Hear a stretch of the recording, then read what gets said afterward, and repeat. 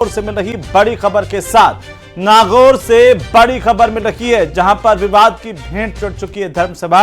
करनाल की धर्मसभा में जोरदार हंगामा होने की जानकारी सामने आ रही है। हनुमान बेनीवाल के पहुंचने से ठीक पहले यहां पर हंगामा हुआ है। स्टेज पर जबरदस्त हंगामा हुआ। स्टेज से माइक नीचे फेंक दिया गया, मंच पर कुछ नौजवान चढ़ गए और राजनीति की भेंट चढ़ गई ये धर्मसभा। विवाद की स्पष्ट वजह हालांकि अभी तक सामने नहीं आई है, लेकिन करनाल के इस मेले में आज लाखों भक्त पहुंचे हुए हैं और इसी दौरान जमकर यहां पर हंगामा हुआ है। हर साल की तरह आज भी धर्मसभा का आयोजन हो रहा था, लेकिन हंगामे की वजह से धर्मसभा बिगड़ गई। करनाल के इसी मेले में दर्शन करने के लिए उपराष्ट्रपति पहुंचे थे। तेजाजी महाराज के उन्होंने दर्शन किए थे, लेकिन तेजाजी महाराज के इस धार्मिक स्थल करनाल से जो तस्वीरें सामने आ रही है वो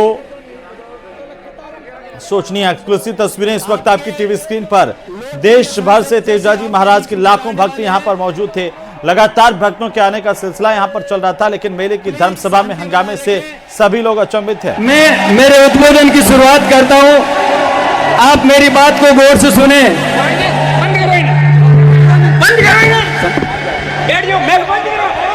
भाई ये सभा नहीं होगी अब आज के बाद में, सभा ये आज ही बंद है। बात कहना चाहता हूं, मेरी बात तबियत से सुने।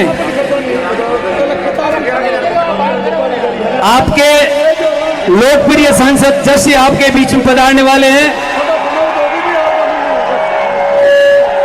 प्लीज शांति बनाए रखें। मैं मेरे उद्बोधन की शुरुआत करता हूं, आप मेरी बात को गौर से सुने।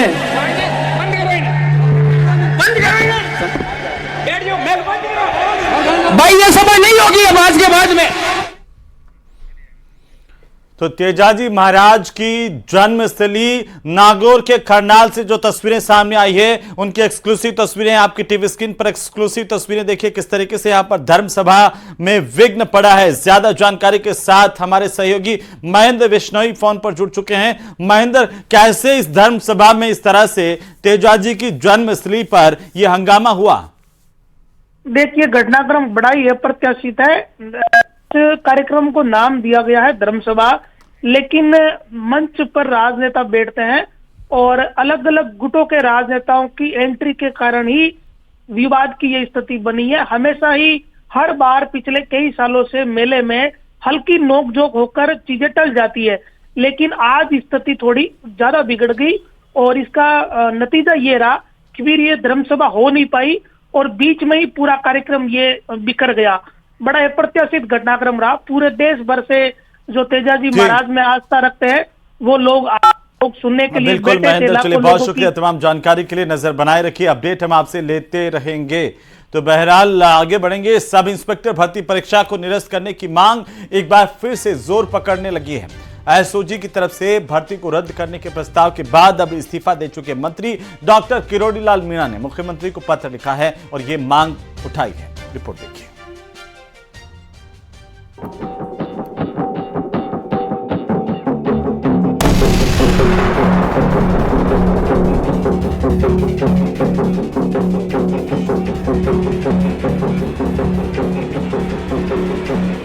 सूबे के मुखिया से मंत्री किरोड़ी लाल की गुहार।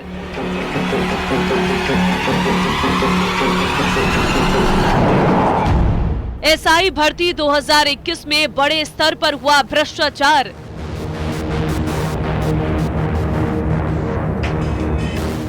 अस्सी 80% से अधिक चयनित अभ्यर्थी हैं दागदार।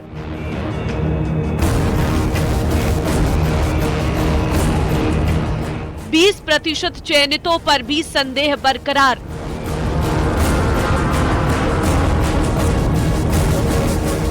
परीक्षा निरस्त करने में क्यों हो रही देर?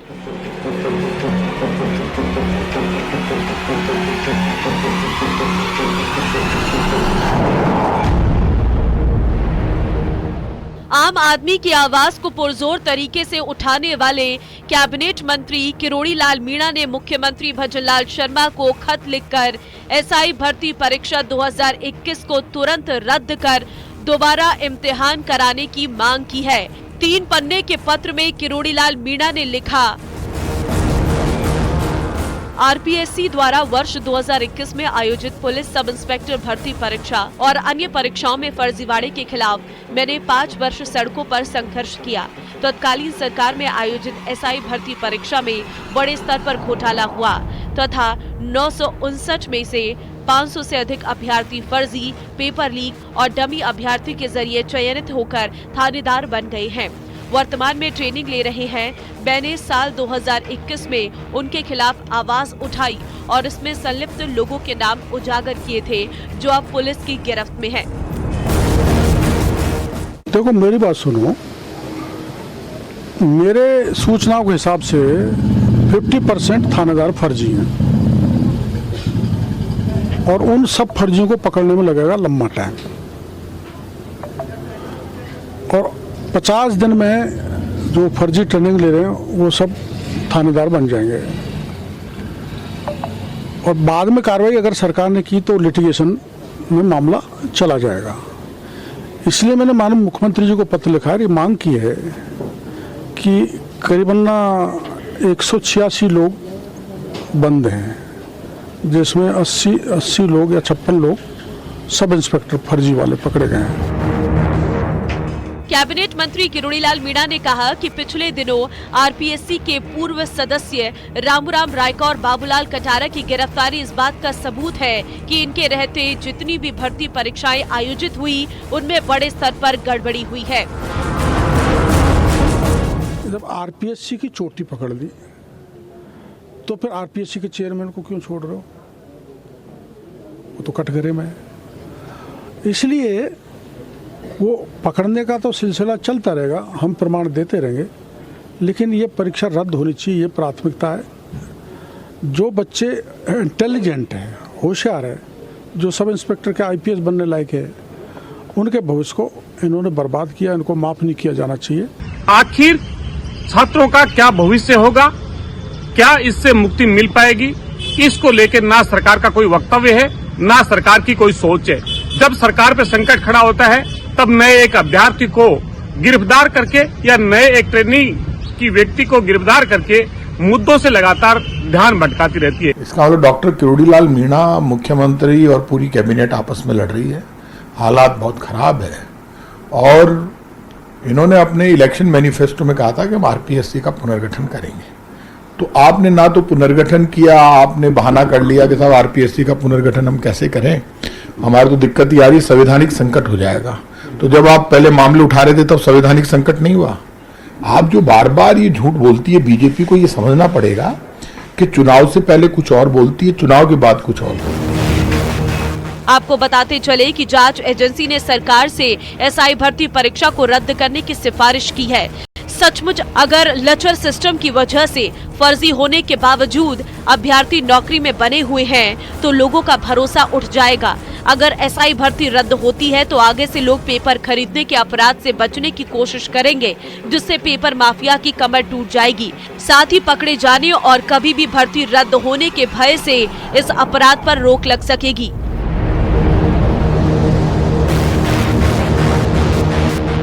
Bureau report, news 18 Rajasthan.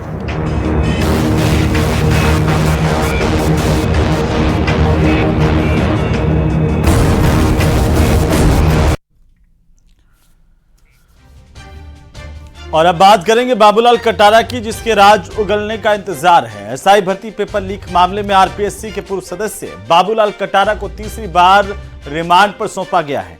3 दिन का रिमांड पूरा होने के बाद बाबूलाल कटारा को कोर्ट में पेश किया गया था, जहां से कोर्ट ने कटारा को 1 दिन के रिमांड पर वापस से एसएसजी को सौंप दिया है। रिपोर्ट देखिए।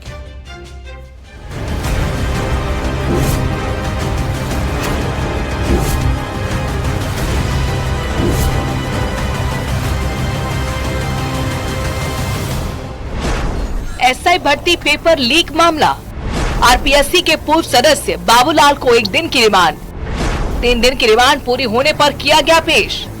एसआई भर्ती पेपर लीक मामले में आरपीएससी के पूर्व सदस्य बाबूलाल कटारा और रामूराम रायका एसओजी के रडार पर हैं। गुरुवार को रिमांड खत्म होने पर जहां रामूराम रायका समेत 9 आरोपियों को कोर्ट में पेश किया गया था, जहां से सभी आरोपियों को जेल भेज दिया गया, वहीं शुक्रवार को बाबूलाल कटारा को 3 दिन की रिमांड पूरी होने के बाद कोर्ट में पेश किया गया, जहां से उसे 1 दिन की रिमांड पर भेज दिया गया है। इस दौरान न्यूज 18 राजस्थान ने उनसे बात की और एसओजी की जांच पर उनकी प्रतिक्रिया जानना चाहिए। बाबूलाल कटारा जी यहाँ पर मौजूद हैं। बाबूलाल जी, लगातार पूछताछ चल रही, कुछ कहना चाहेंगे? आप कुछ कहना चाहेंगे? आप नो कमेंट्स, मैं कोई कहना नहीं चाहूंगा, कोई नहीं कहूंगा। एसओजी की जो कार्रवाई है उसको लेकर के कुछ कहना चाहते हैं? मैं संतुष्ट हूँ, इससे संतुष्ट हूँ। इससे पहले एसओजी आरपीएससी के अजमेर दफ्तर में बाबूलाल कटारा और रामू राम रायका के बेटे देवेश और बेटी शोभा लेकर गई थी। तलाशी में एसओजी को कई अहम दस्तावेज हाथ लगे थे। इनकी तस्दीक और उनसे जुड़ी जानकारी हासिल करने के लिए एसओजी पूछताछ की प्रक्रिया को आगे बढ़ाएगी। इसी के चलते एसओजी ने बाबूलाल कटारा समेत अन्य आरोपियों की रिमांड अवधि बढ़ाने की मांग की थी। सब इंस्पेक्टर भर्ती परीक्षा मामले में बाबूलाल कटारा को आज कोर्ट में फिर से पेश किया गया, जहां से बाबूलाल कटारा को 1 दिन के और रिमांड पर भेजा गया है। आपको बता दें कि आरपीएससी के पूर्व मेंबर बाबूलाल कटारा जो थे, उन्हें एसआई भर्ती परीक्षा में जो रामू राम रायका है उनके द्वारा पेपर लीक को लेकर के ये बताया गया था कि उन्होंने पेपर लिया बाबूलाल कटारा से, और उसके बाद में वो जो पेपर था वो उन्होंने अपने बच्चों को पढ़ाने के जो काम में है वो लिया, जिसके बाद उनके बच्चों का सिलेक्शन जो था वो सब इंस्पेक्टर भर्ती परीक्षा में जो है वो हुआ। एसओजी की पड़ताल में सामने आया कि शिक्षक भर्ती परीक्षा का पर्चा लीक करने वाले आरपीएससी के निलंबित सदस्य बाबूलाल कटारा ने आरपीएससी के तत्कालीन सदस्य रामू राम रायका के बेटे और बेटी के लिए परीक्षा से 5 दिन पहले पेपर दिया था। रायका ने हाथ से लिखा हुआ पेपर अपने बेटे देवेश और शोभा को दिया था, जिसे पढ़कर उन्होंने परीक्षा दी और मेरिट में रैंक हासिल की। एसओजी जब कोर्ट पहुंच रही है तो उन्हें आरोपियों के खिलाफ नई बार रिमांड जो है वो मिल रहा है, और एक बार फिर से बाबूलाल कटारा को तीसरी बार इस पूरे मामले में रामू राम रायका की गिरफ्तारी के बाद में, उनको जेल भेजने के बाद में तीसरी बार जो है वो रिमांड पर भेजा गया कोर्ट के द्वारा। अब 1 दिन का जो रिमांड है उसमें क्या कुछ नए तथ्य निकल के सामने आते हैं, इसका आम जनता को बेसब्री से इंतजार है। कैमरा पर्सन मान सिंह के साथ लवली वधवा, न्यूज 18 जयपुर। तो वहीं रीट पेपर लीक मामले को लेकर ईडी ने बड़ा एक्शन लिया है। ईडी ने रीट पेपर लीक केस के मुख्य आरोपी प्रदीप पाराशर और रामकृपाल मीणा की प्रॉपर्टी को कुर्क किया है। इन दोनों के पास, रामकृपाल मीणा और प्रदीप पाराशर के पास, कुल करीब 26.59 लाख रुपए की चल अचल संपत्ति मिली। ईडी ने आरोपियों के बैंक अकाउंट से मिले करीब 11 लाख रुपए भी जब्त किए हैं। करीब 2 महीने पहले ईडी ने प्रदीप पाराशर को गिरफ्तार किया था। इन दोनों के साथ साथ जिन 3 लोगों ने अभ्यर्थियों को लीक पेपर पढ़वाया था, उनके खातों में को भी कैश को जब्त किया गया है।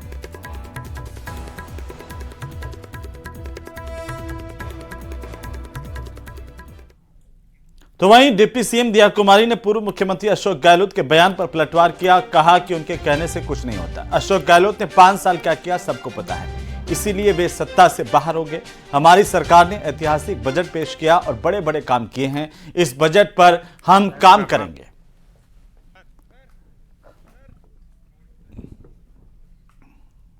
इनके बोलने से कुछ नहीं होता। उन्होंने 5 साल क्या किया सबको पता है, इसलिए वो सत्ता से चले गए।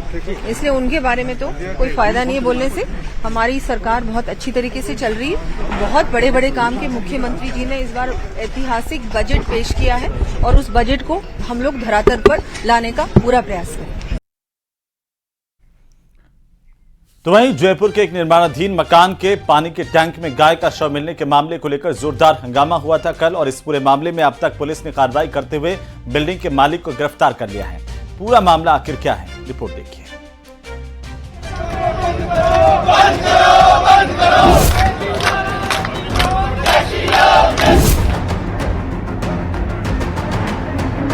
राजधानी जयपुर के सोडाला थाना इलाके में राकड़ी में शिव कॉलोनी में बन रही अवैध बिल्डिंग के हौद में गाय की मौत के बाद गुरुवार को जोरदार हंगामा हुआ। मौके पर स्थानीय लोग इकट्ठा हो गए और नगर निगम अधिकारियों के खिलाफ जमकर प्रदर्शन किया। लोगों ने बताया कि बिल्डिंग के आसपास कई दिनों से बदबू आ रही थी। निगम अधिकारियों को अवैध बिल्डिंग पर कार्रवाई की शिकायत भी दी थी, लेकिन न कोई सुनवाई हुई, न ही कोई एक्शन। ऐसे में इमारत के टैंक में गाय का शव मिलने से लोगों का गुस्सा और भी बढ़ गया। आपको बता दें कि हौद पर 2x2 का ढक्कन लगा है, जिससे गाय हौद में नहीं गिर सकती। मौके पर पहुंचे निगम अधिकारियों ने हौद के ऊपर लगी पट्टियों को हटाकर मृत गाय को निकाला। वहीं बिल्डिंग के अवैध हिस्से को बुलडोजर से ध्वस्त कर दिया गया। वहीं बिल्डिंग के मालिक के मुफीद बंजारा को गिरफ्तार कर लिया है। साथ ही सोडाला थाना पुलिस ने राजस्थान गौवंश पशु अधिनियम के तहत केस भी दर्ज किया है। मुझे इतला मिली कि एक राखड़ी में जो पंचमों के चौराहे से पहले एक निर्माणाधीन मकान है, उसके जो टैग होल बनता है वो होल के अंदर गाय गिरी हुई है। मैं मौके पर पहुंचा, वहाँ स्थानीय निवासी काफ़ी इकट्ठा हो रखे थे, तो उसका निरीक्षण किया, उच्च अधिकारियों को अवगत कराया गया और फिर उसको वहाँ पे विधायक साहब भी आए और नगर निगम की टीम भी आई। नगर निगम की टीम ने अपनी कार्रवाई की और मैंने एफआईआर लेके दर्ज करके और गाय का पोस्टमार्टम कराया गया। फिलहाल गाय की मौत के कारणों का खुलासा नहीं हो पाया है, जिसके लिए शव का पोस्टमार्टम करवाया गया है। रिपोर्ट सामने आने पर आगे की कार्रवाई की जाएगी। Bureau report, news 18 Rajasthan. Ajmer में रेलवे स्टेशन से 4 साल की एक बच्ची के अपहरण की गुत्थी तो सुलझ गई थी, लेकिन अब मामले में आरपीएफ और जीआरपी थाना पुलिस ने नया खुलासा कर दिया है। पूछताछ में यह सामने आया कि आरोपी ने 4 साल की मासूम की मां के सामने शादी का प्रस्ताव रखा था और बात ना मानने पर उसने बच्ची को किडनैप कर लिया। रिपोर्ट। मंगलवार को अजमेर के रेलवे स्टेशन से किडनैप हुई 4 साल की बच्ची को पुलिस ने 9 घंटे में ही दस्तयाब कर आरोपी को भी अरेस्ट कर लिया था। लेकिन इस मामले में पुलिस ने चौंकाने वाला खुलासा किया है। आरोपी ने पूछताछ में बताया कि उसकी शादी नहीं हुई है, माता पिता की मौत हो चुकी है, सिर्फ उसकी एक बहन और एक भाई है जो उसके साथ नहीं रहती। वो शराब का आदी है और शराब के नशे में ही उसने बच्ची का किडनैप किया था। साथ ही उसने ये भी बताया कि उसने बच्ची की मां को पहले शादी का ऑफर दिया था, लेकिन उसने मना कर दिया। इसके बाद वो बच्ची को बहलाकर उठा ले गया। इसका हुलिया जो स्पॉट हुआ है उसी आधार पर इसको डिटेन करने के लिए सबको सूचित किया था। इसी इतला पे कल सुबह मॉर्निंग में 6 बजे चांदडोली स्टेशन है नियर अहमदाबाद साबरमती के पास में, वहाँ हमारा आरपीएफ और जीआरपीएफ स्टाफ ने इस अभियुक्त को बच्ची के साथ दस्तयाब कर लिया। बच्ची सुरक्षित है। आपको बता दें कि मंगलवार को आरोपी ने रेलवे स्टेशन से बच्ची का किडनैप किया था, जिसके बाद आरपीएफ और जीआरपी ने मात्र 8 घंटे के अंदर बच्ची को अहमदाबाद से दस्तयाब कर लिया था। साथ ही आरोपी को भी गिरफ्तार कर लिया था। न्यूज़ 18 प्रदेश में भारी बारिश की स्थिति है। वहीं अजमेर में भारी बारिश के बाद विश्वविद्यालय के नजदीक भगवान कॉलोनी में 2 दर्जन से ज्यादा मकान बाढ़ जैसे हालात में जीने के लिए मजबूर हैं। लोग छतों पर रहने के लिए मजबूर हैं। वहीं प्रशासन ने अब तक उनकी कोई सुध नहीं ली है। इस तरह के आरोप लग रहे हैं।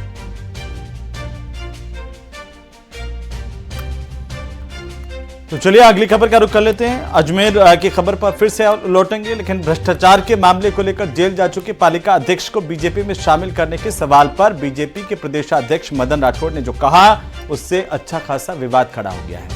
रिपोर्ट देखिए। यहाँ पर हम बर्दाश्त नहीं करेंगे, कतई बर्दाश्त नहीं करेंगे। कोई भी आए, लेकिन अपना आप को जो पहले के पाप है वहाँ छोड़ के आए, यहाँ आकर के पुण्य प्राप्त करे। यूं तो पार्टी की तारीफ में लोग क्या क्या नहीं कहते फिरते, लेकिन मदन राठौड़ ये कह रहे हैं कि जो पार्टी में आ गया उससे पुण्य प्राप्त हो गया। न जप न तप, न योग न ध्यान, न नियम न विधान, बस बीजेपी की शरण ग्रहण कर लीजिए और जन्म जन्मांतर के पापों से मुक्ति प्राप्त कर लीजिए। यहाँ पर हम बर्दाश्त नहीं करेंगे, कतई बर्दाश्त नहीं करेंगे। कोई भी आए, लेकिन अपना आप को जो पहले के पाप है वहाँ छोड़ के आए, यहाँ आकर के पुण्य प्राप्त करे। एक पॉलिटिकल पार्टी से पतित पावनी मां गंगा की तुलना कई आस्थावानों को असहज कर सकती है, लेकिन जिसके सिर उपचुनाव में पार्टी को विजय बनाने का जिम्मा हो, उसकी जुबान से अतिशयोक्तिपूर्ण वर्णन कैसे किसी को अखर सकता है। इसीलिए प्रदेशाध्यक्ष मदन राठौड़ ने भ्रष्टाचार के आरोप में जेल जा चुके सांभर लेक के पालिका अध्यक्ष बालकिशन जांगीर की तुलना महर्षि वाल्मीकि से कर दी। उस आदि कवि वाल्मीकि से जिन्होंने मानवता के लिए रामायण सरीखा ग्रंथ लिखा। आरोपी है, सबको बीजेपी में शामिल कर रही है। आपने शायद महर्षि वाल्मीकि का सुना होगा, इतिहास पढ़ा कि नहीं पढ़ा?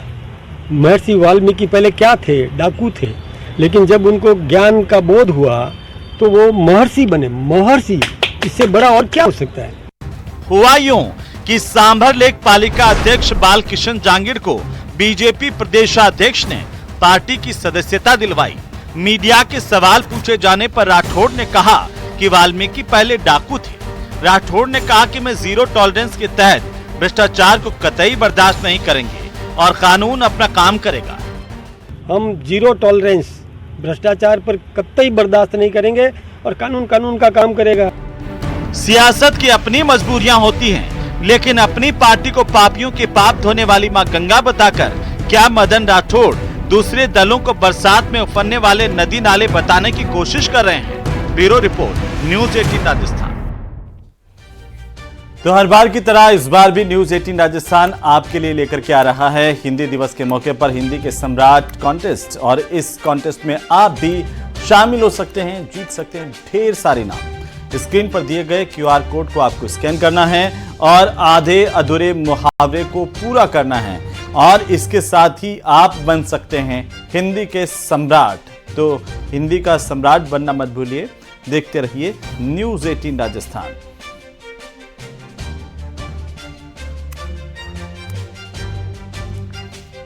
और मारो राजस्थान में थाना पुलिस ने बड़ी कार्रवाई की है। नकली नोट बनाने वाले गिरोह का भंडाफोड़ पुलिस ने किया है। पुलिस ने इस मामले में 7 आरोपी गिरफ्तार किए हैं जिनसे पूछताछ की जा रही है और साथ ही 36,70,000 रुपए के नकली नोट इस गिरोह से बरामद हुए हैं। इनके साथ ही प्रिंटर, कटर समेत अन्य उपकरण भी बरामद किए गए हैं। पुलिस अब इन आरोपियों से पूछताछ कर रही है जिसमें इस कारोबार के और भी कई पहलुओं का खुलासा हो पाएगा। प्रतापनगर पुलिस को यह बड़ी कामयाबी मिली है नकली नोट गिरोह को लेकर के। अब लगातार पुलिस पूछताछ कर रही है। सीओ और एडिशनल एसपी सिटी के नेतृत्व में एक महत्वपूर्ण कार्रवाई को अंजाम देते हुए उदयपुर से पैसिफिक मेडिकल कॉलेज के पास एक कमरे में से 3 लोगों को गिरफ्तार किया। इनमें एक राहुल लोहार है, एक रौनक जैन है और तीसरा अजय उर्फ बाबू भारती है। राहुल और रौनक दोनों ही कानोड़ के रहने वाले हैं और अजय चित्तौड़गढ़ मंगलवार का रहने वाला है। ये तीनों ही लड़के के कब्जे से हमें 26,50,000 रुपया 500 के नकली नोट बरामद हुए। तो वहीं जयपुर के पास चाकसू के जगन्नाथ यूनिवर्सिटी में फूड पॉइजनिंग का मामला सामने आया। यूनिवर्सिटी परिसर में स्थित एक हॉस्टल में रहने वाले करीब 100 से ज्यादा विद्यार्थियों की तबीयत अचानक से खराब हो गई। खाना खाने के बाद जब उनकी तबीयत बिगड़ी तो हड़कंप मच गया। विद्यार्थियों के बीमार होने की जानकारी जैसे ही सामने आई, चिकित्सा विभाग हरकत में आया और BCMO यूनिवर्सिटी पहुंचे, मामले की जांच की।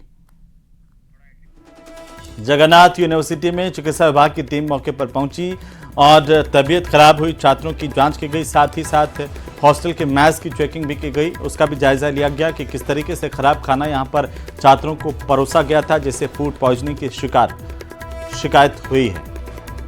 मेडिकल टीम यहां पर हॉस्टल पहुंची और पूरे मामले को लेकर जांच जारी है।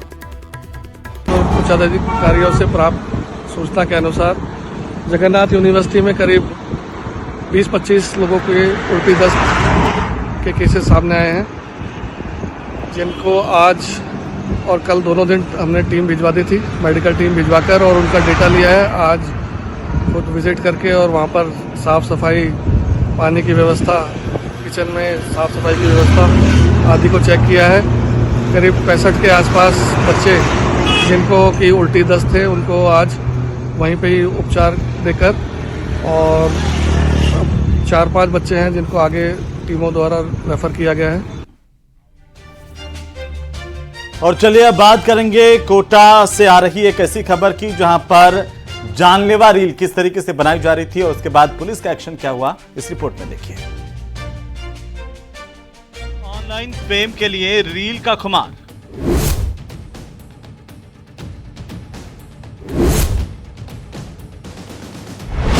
पुलिस ने उतारा युवती का बुखार।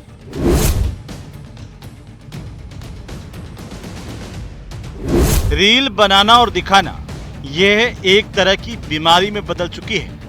एक ऐसी बीमारी जिसका इलाज नहीं मिल पाया है और इसके मरीज आपको हर जगह मिल जाएंगे।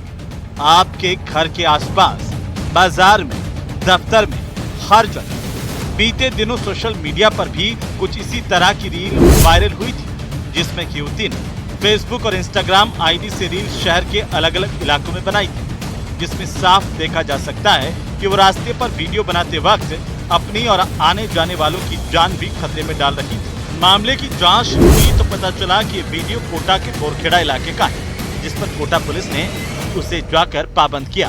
दूसरी तरफ इस युवती ने खुद सोशल मीडिया पर एक वीडियो अपलोड कर सभी से माफी मांगी। मैं जो वीडियोस बनाती हूँ, चाहे वो 4 लाइन की हो, चाहे वो ट्रक आ रहा हो जिसमें, या चाहे वो पुलिया हो, तो या फिर वो चलता हुआ रोड हो, तो मैंने कल अपनी रील्स देखी नीचे से लेकर ऊपर तक, तो कहीं ना कहीं मुझे लगा कि कल को मेरे डांस की वजह से आने जाने वाले लोगों को परेशानी हो सकती है, कोई बड़ी दुर्घटना भी हो सकती है। तो दोस्तों, मैं आज से ही चलते रोड पर वीडियोस नहीं बनाऊंगी और आप लोगों से भी मैं ये बोलना चाहूंगी कि आप लोग भी ऐसी कोई भी वीडियोस अपलोड ना करें जिसमें ट्रक आपके पास से गुजर रहा हो। कुछ दिनों पहले 12 जिले से भी एक ऐसा ही वीडियो सामने आया था, जहां पर एक बाइक सवार नेशनल हाईवे 27 पर स्टंट करता नजर आया था। युवक बाइक पर खड़ा होकर बाइक दौड़ा रहा था। हाईवे पर कई बड़े वाहन भी मौजूद थे। ऐसे में अपने साथ वो आसपास के लोगों की जान भी खतरे में डाल रहा था। तो ऐसा ही एक वीडियो 11 सितंबर को राजधानी जयपुर से भी सामने आया था, जहां पर अल्बर्ट हॉल के सामने एक युवक अपनी कार में स्टंट करता दिखा था।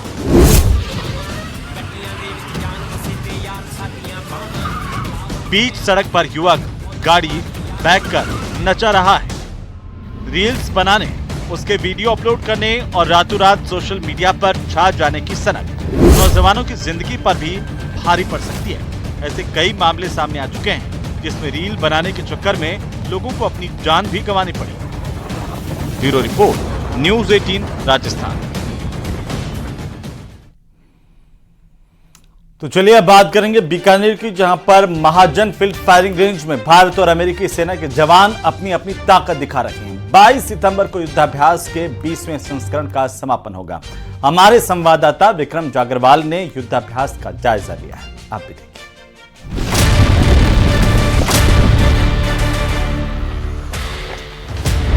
आतंकी हमले की आहट, गोलियों की तड़तड़ाहट, अचूक निशाना, ताकत देख रहा जमाना। इंडो यूएस सैनिकों का दम, दुश्मन होंगे बेदम। फौजियों ने मोर्चा संभाला और सटीक निशाना लगाकर तमाम शंकाओं को ढेर कर दिया। इलाका गोलियों से गूंज उठा। तस्वीरें बीकानेर के महाजन फायरिंग फील्ड रेंज की, जहां 9 सितंबर से शुरू हुआ भारत अमेरिकी सेना का युद्धाभ्यास अपने आखिरी पड़ाव की ओर बढ़ता चला जा रहा। इसके बावजूद फौजियों का जोश देखते ही बन रहा। भारत और अमेरिका के सैनिक सुबह से ही रात तक पसीना बहा रहे, हर चुनौती के लिए खुद को तैयार कर रहे हैं, क्योंकि अभ्यास में जितना पसीना बहता है, जीत की संभावना उतनी ही ज्यादा होती है। अभी हम खड़े हैं महाजन फायरिंग फील्ड रेंज में, जहां पर आप देखेंगे कि मेरे ठीक पीछे ये भारतीय सेना के जवान हैं, जो अमेरिका की जो एक दल आया हुआ है उसके साथ संयुक्त अभ्यास कर रहा है। और आप देखेंगे किस तरह से ये पूरे जवान जो हैं अभी यहाँ फायरिंग की जो है प्रैक्टिस कर रहे हैं। और इनके पास जो गन्स हैं उनको देखकर ये समझा जा सकता है कि कितनी आधुनिक जो हथियार हैं वो अब भारतीय सेना के पास हैं, और किस तरीके से भारतीय सेना एक यूएसए की दल के साथ किस तरीके से जो है ये अभ्यास कर रही है। और दोनों ही जो सेनाएं हैं उनके 600 जवान जो हैं वो यहाँ थार के मरुस्थल में इस तपती धूप के अंदर जो है अभ्यास कर रहे हैं, ताकि आने वाले दिनों में अगर किसी भी तरह की कोई भी संयुक्त कार्रवाई होती है तो दोनों ही जो दल हैं वो यहाँ पर अच्छे से परफॉर्म कर पा रहे हो। फायरिंग फील्ड रेंज में सुबह फायरिंग और आर्टिलरी की ट्रेनिंग हुई। जवान आग उगलती तोपों से न सिर्फ रूबरू हो रहे, बल्कि उन्हें अपने इशारों पर चलाने का हुनर भी सीख रहे हैं। गोला भरने की फौजियों की रफ्तार पलकों को भी मात दे रही है।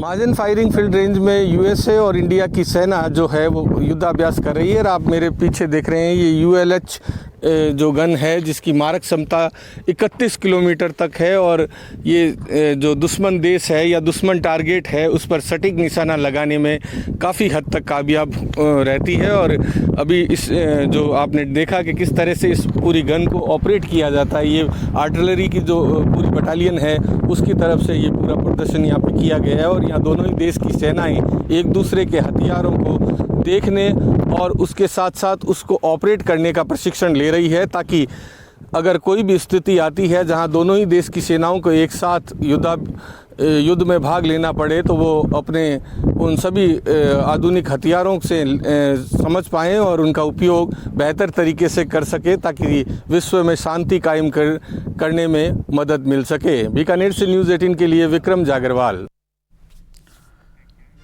और जोधपुर से खबर है जहां पर कांग्रेस पार्टी के नेता सचिन पायलट खेजड़ली गांव पहुंचे। यहां पर वे शहीदी राष्ट्रीय पर्यावरण संस्थान द्वारा आयोजित मेले और गुरु जंभेश्वर भगवान के मंदिर प्राण प्रतिष्ठा कार्यक्रम में शिरकत करने के लिए पहुंचे।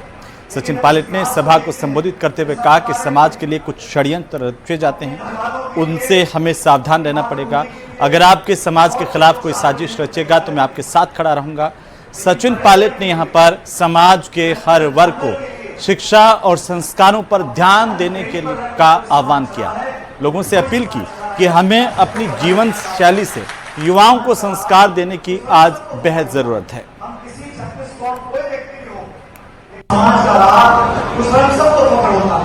हम किसी 36 कौम कोई व्यक्ति नहीं हो, लेकिन जब इस इतिहास को देखते हैं तो जैसा बता रहे थे, अपने घर वालों के लिए, अपनी मातृभूमि के लिए बहुत से लोग शहादत देने को तैयार रहते हैं, लेकिन पर्यावरण के लिए, जंगल जानवर के लिए अपनी जान हथेली पर रखकर कोई समाज चला है तो विश्व समाज चला है। आप सबको बधाई देना चाहता हूं। तो विश्व प्रसिद्ध खेजड़ली शहीदी मेले में भारी संख्या में जन समूह उमड़ रहा है। बिश्नोई समाज की महिलाएं अपने पारंपरिक सोने के आभूषणों से सज धज करके मेले में पहुंची। वहीं प्रदेश की मौजूदा मुख्यमंत्री प्रिया कुमारी ने भी इस मेले में शिरकत की, लोगों से मुलाकात की। इस दौरान बिश्नोई समाज की महिलाएं अपने पारंपरिक वेशभूषा पहनकर स्वर्ण आभूषणों से सज धज करके डिप्टी सीएम का स्वागत करने के लिए पहुंची। महिलाओं में गजब का उत्साह नजर आया। पर्यावरण के प्रति प्रेम का अनूठा संदेश इस मेले से दिया जा रहा है।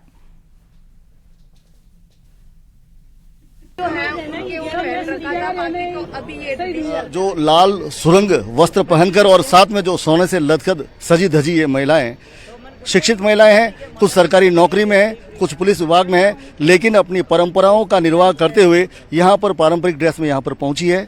जानने का प्रयास करेंगे क्या संदेश जो देना चाहती है। मैम, आप पुलिस विभाग में हैं? जी सर। पारंपरिक ड्रेस पहन के पहुंची है, क्या संदेश देने का प्रयास? सर, हमारे बिश्नोई समाज की ये पारंपरिक ड्रेस है, ये हमारी शोभा है, हमारी इज्जत है। और इसी ड्रेस में हम हमारे जैसे कोई बिश्नोई प्रोग्राम होता है, जैसे कोई मेला है, कोई ब्याह शादी है या कोई बिश्नोई की तरफ से कोई अगर कोई फेस्टिवल लगा हुआ है तो वहाँ पर हमारी पारंपरिक ड्रेस में ही हम पहुँचते हैं। मैम, समय धीरे धीरे जो है लूटपाट ऐसी कई घटनाएं होती है, आपको डर नहीं लगता है? नहीं, बिल्कुल नहीं लगता। वैसे तो पहले मैं भी पुलिस में हूँ और मुझे 18 साल हो गए हैं और ये हमारी पारंपरिक ड्रेस है और हमें बिल्कुल भी डर नहीं लगता। हमें फक्र होता है कि हम बिश्नोई की बेटी है। कैमरामैन समीर खान के साथ चंद्रशेखर व्यास, न्यूज़ 18 राजस्थान, जोधपुर। तो वहीं राजसमंद नगर परिषद के कचरा संग्रहण केंद्र में बड़ी लापरवाही सामने आई है। कचरा तोलने वाला कांटे की मशीन करीब 2 महीने से खराब पड़ी हुई है। नगर परिषद के जिम्मेदार अधिकारी अनुमान के आधार पर महज ठेकेदार को 2 भुगतान कर रहे हैं, जबकि नगर परिषद प्रति टन कचरे का ठेकेदार को 1200 का भुगतान करता है। इस पूरे मामले से नगर परिषद के जिम्मेदार एक्सीएन तरुण बायती अपना पल्ला झाड़ते नजर आए हैं, तो वहीं एएन शंकरलाल मीडिया से बदसलूकी करते कैमरे में कैद हुए हैं। ये अधिकारी आखिर अपनी जिम्मेदारी का निर्वहन करते क्यों नहीं देखे जाते हैं, इन पर बड़ा सवाल खड़ा हो रहा है।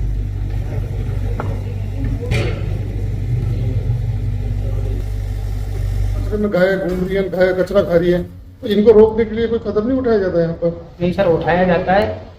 अभी इस चीज का जवाब तो देखो, मैं बनवाने क्यों नहीं बनवाने की आपको कुछ नहीं कह सकता। सीनियर आ रहा है, उससे बात कर लेना। मुझे भी इसकी पूरी जानकारी मिली थी अभी 2-3 दिन पहले ही कि लगभग 2 महीने से वहाँ का काटा बंद है।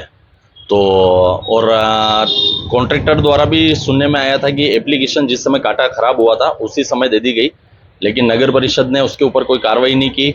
और आप ये देख लीजिए कि इस हिसाब से यदि 2 महीने से बंद है तो कम से कम 17 से 18 लाख रुपए के आसपास का ये जो मंथली बजट इनका बजट बन रहा है, वो किस हिसाब से देंगे, कितना राजस्व का नुकसान देंगे, ये तो जो हमारे एक्शन साहब है तरुण बायती जी, वो उनके अंडर में ही है, वही टोटल उस फाइल को देखते हैं।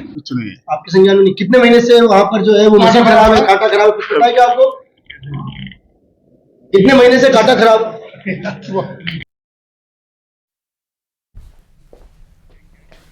और इसी बीच राजधानी जयपुर से बड़ी खबर मिल रही है, जहां पर जयपुर जोन डीआरआई ने बड़ी कार्रवाई की है। नशे के सौदागरों पर डीआरआई ने शिकंजा कसा है। बहुत बड़ी खबर है इस वक्त की, सबसे बड़ी खबर इस वक्त की। जयपुर में 20,000 प्रतिबंधित टैबलेट्स पकड़ी गई हैं।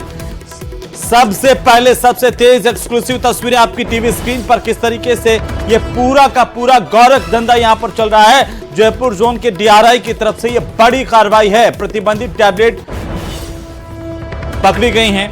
अल्प्राजोलाम डीआरआई ने जब्त की हैं। उसकी एक्सक्लूसिव तस्वीरें आपकी टीवी स्क्रीन पर। अंतर्राष्ट्रीय बाजार में करीब 30 लाख रुपए से ज्यादा कीमत इन टैबलेट्स की बताई जा रही है। अरबाज और प्रभु नामक 2 व्यक्तियों को यहां पर गिरफ्तार किया गया। 2 आरोपी गिरफ्तार किए गए हैं। प्रतिबंधित ड्रग्स पर हाल ही में डीआरआई ने यह बड़ी कार्रवाई पहले भी की थी और अभी एक और बड़ी कार्रवाई हुई है। 40 लाख रुपए की ट्रेमाडोल टैबलेट्स को डीआरआई ने पहले जब्त किया था और आज अल्प्राजोलाम टैबलेट जब्त की गई हैं। तो प्रतिबंधित टैबलेट्स की तस्करी का अंतर्राष्ट्रीय नेटवर्क इसके साथ ही सामने आया है। विदेश में चोरी छिपे ये प्रतिबंधित दवाएं भेजी जा रही थी। झारखंड से कुरियर के जरिए ये टैबलेट्स मंगाई जा रही थी। और इसी बीच जोधपुर से बड़ी खबर है, जहां पर 3 बच्चों समेत 5 लोग बेहोशी की हालत में मिले हैं। बहरहाल बालेसर बस स्टैंड पर एक ही परिवार के ये लोग बताए जा रहे हैं। बेहोशी की हालत में पाए गए 5 सदस्य संभवतः बालेसर में कुछ खाने से फूड पॉइजनिंग का ये पूरा मामला हो सकता है। जांच के बाद ही साफ हो पाएगा।